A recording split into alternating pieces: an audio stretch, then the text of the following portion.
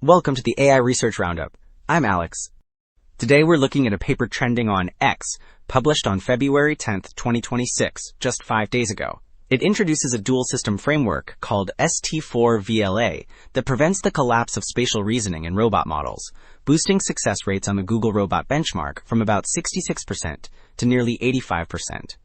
The paper is titled ST4VLA, Spatially Guided Training for Vision Language Action Models. And as we'll see later, the results for handling long horizon tasks and real-world perturbations are really impressive.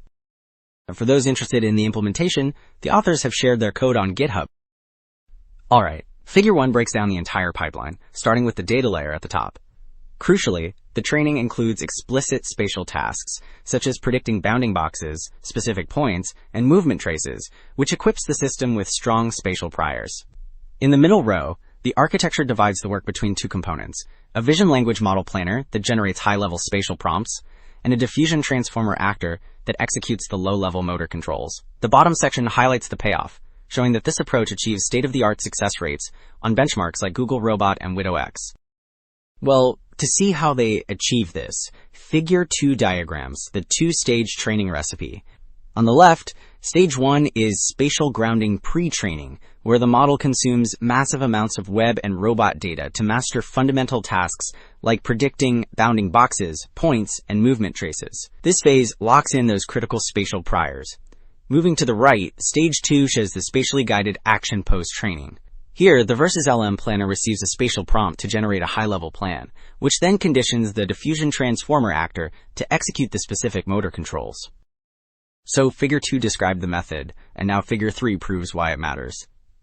In the first chart on the left, look at perception performance. The vanilla Versus LA, shown with light circles, collapses to near zero on spatial tasks. Essentially, learning to act makes it forget how to see.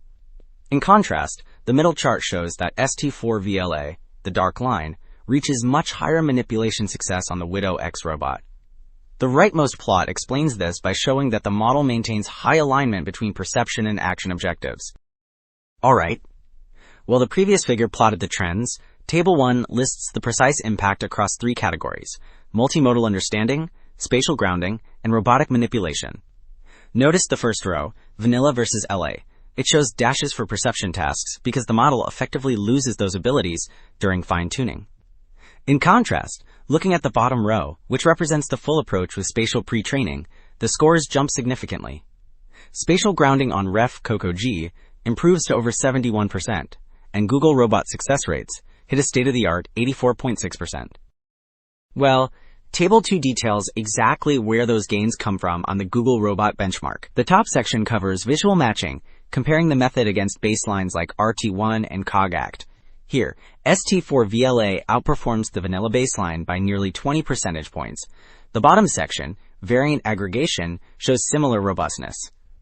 A standout result is in the open top drawer and place Apple column, a complex task where other models often fail, but this method maintains high reliability.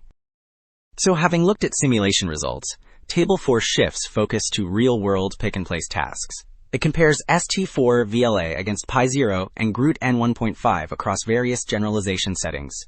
In the first data column, for in-distribution tasks, the model achieves 92% success, significantly outperforming the baselines.